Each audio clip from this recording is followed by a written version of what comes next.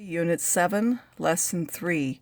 In this lesson, we will learn to find the cross sections of three-dimensional figures, which is when we cut through one, and we will find the solid formed by rotating a two-dimensional figure. This is a very visual section. There's no real math in terms of numbers involved. It's all visualizing what will happen. So a cross section is the surface that would be exposed by making a straight cut through a three-dimensional figure. For example, if we cut parallel to the base of the cylinder, meaning here's the bottom, and we cut parallel to that, we will get a circular cross-section, meaning this part that's left, if we were to turn it towards us, would be a circle. If we were to cut this way, we would not get a circle, we would get some other shape.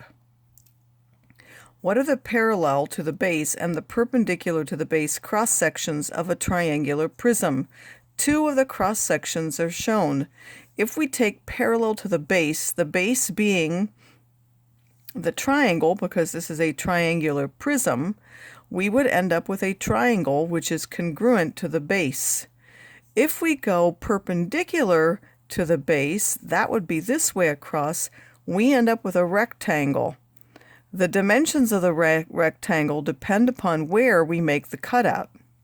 If we make it up higher, the rectangle will be smaller dimensions than if we make it towards the bottom.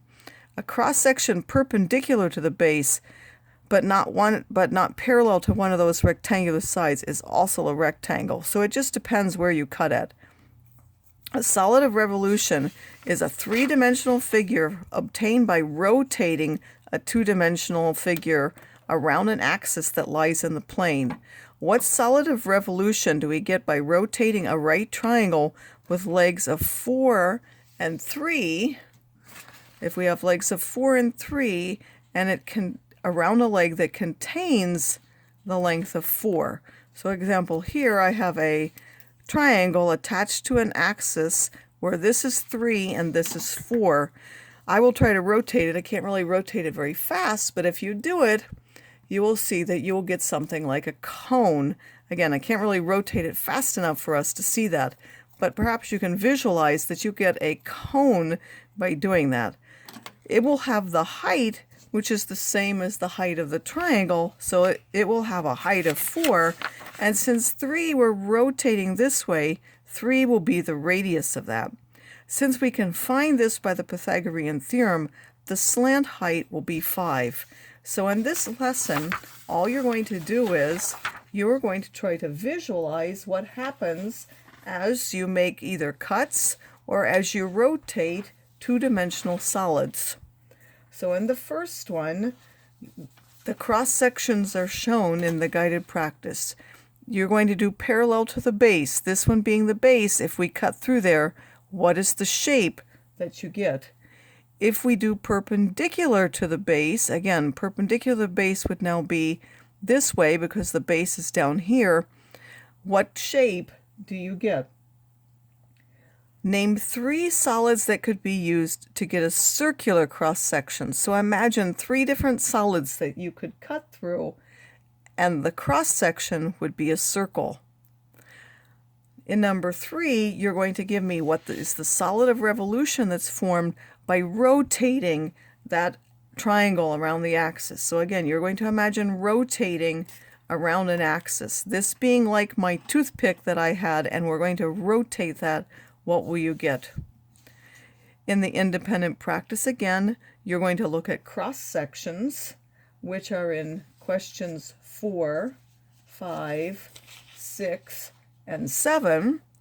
You're going to look and imagine what would happen as you make cuts through the surface.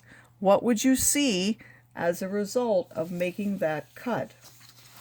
In the rest of the problem set, in numbers 7, 8, 9, 10, 11, 12, and 13, you're going to imagine spinning the figure that's there around the axis, which is the dotted line or the dashed line in most cases. It's the one with the arrow. You have to imagine what will happen. In some of them, some part of the figure might not be important because it would be covered by a different part as you rotate it. In some of them, you might end up with holes in the middle. In some of them, you might get a different shape that is not one of our traditional figures. And in fact, a donut shape is called a torus. So in one of the ones from 7 to 13, you would get something which is a donut shape. You can call that a torus, T-O-R-U-S, torus. I will try to send other links so that you can get better visualization of these types of things.